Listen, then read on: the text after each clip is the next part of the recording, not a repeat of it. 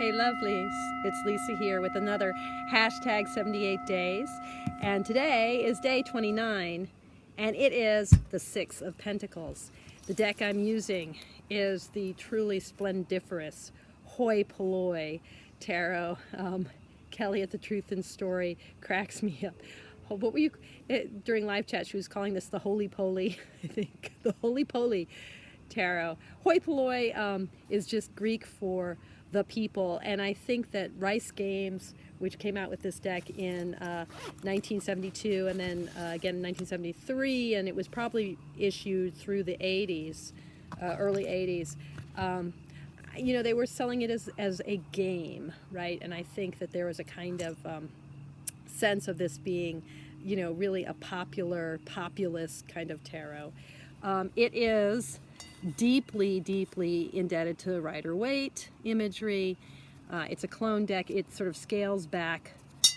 Whoops, it's my meditation bell. I like the backs, this sort of key, and then you can see the copyright here. Whoops, let's get that into focus. Copyright. Oh, focus, focus. Hocus pocus. All right, well, whatever. And you can see the ways in which this deck scales back to the kind of what the artists take as the bare essentials of Pixie's imagery, gives us, you know, the crucial elements. And in this very super saturated 70s color scheme, I love this deck. I love the colors. I love this beautiful green of the Pentacles.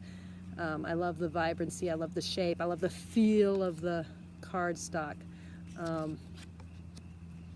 And, you know, I've been wanting more or less to focus on Rider-Waite-Smith imagery with the Pentacles because I think Pixie is just a genius. Although yesterday we took a tour into Crowley Land with Robin Scott's also brilliant urban tarot. So I don't think I'm going to say a huge amount today about the Six of Pentacles, other than to say that there's kind of a sequence that we see in Pixie's imagery, starting with the church imagery of the Three of Pentacles as this kind of collaborative sense of work in community. We've been talking about the Pentacles as in general being about the ways in which we marshal natural and material resources, and what it means to be in this world of exchange, where we exchange energies, we exchange resources, this world of work, of labor, of creation, of feeding and being fed. And the church imagery, I think, throughout Pixie's deck, and very much in the Pentacles, serves to remind us the ways in which those relationships of productivity and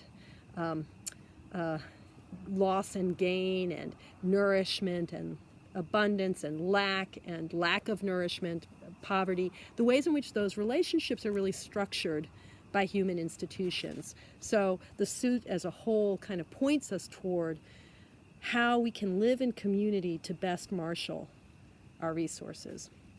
So we have, you know, this kind of collaborative vision of labor in the three, and then we have the kind of counterexample of that collaboration in the activity, the sort of Midas-like activity of holding on to the fruits of one's labor and the rewards from one's work in the form of resources, moving into a kind of sense of what it means to be shut out of community, the kind of poverty that results in this world of haves and have-nots in the five. And then in the six, a kind of counterexample where we see a kind of image of a notion of charity, of maybe even Christian charity, of alms as defined within a kind of hierarchical tradition. I mean, this figure is not so much a church figure, but he's a nobleman, and he's relating to figures not unlike the impoverished couple, an infirm couple in the five. So what do I want to say about the Six of Pentacles? This is a card that bums me out. This is a card that I have a hard time taking at face value as being a positive card in Pixie's imagery, because what my eyes keep being drawn toward is this scale. You know, what is this guy measuring exactly? And I'm torn by or struck by the ways in which we have two figures, both with open hands out, and only one is receiving the goods.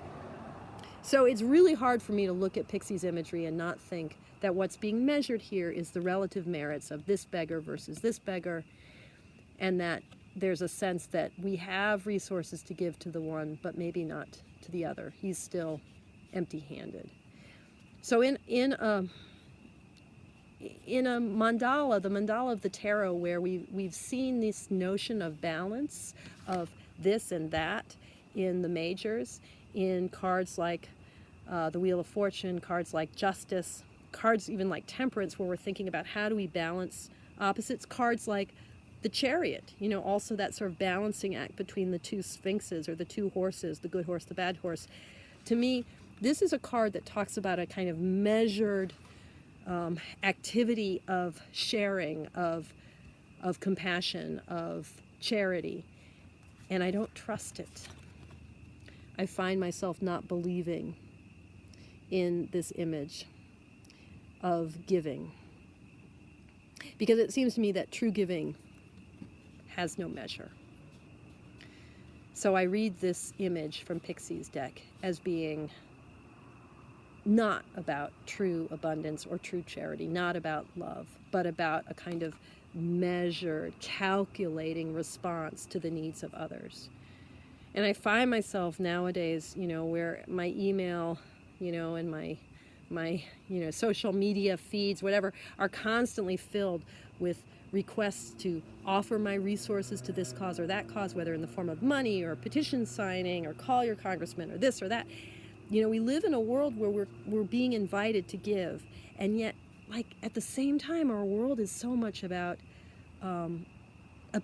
balancing and measuring, and this against that.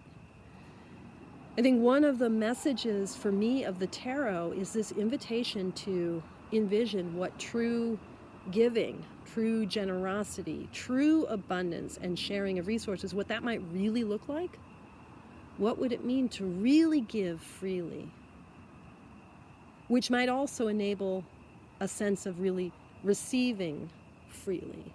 What would it mean to live in a world where the exchange of energy, the exchange of resources is completely freely flowing?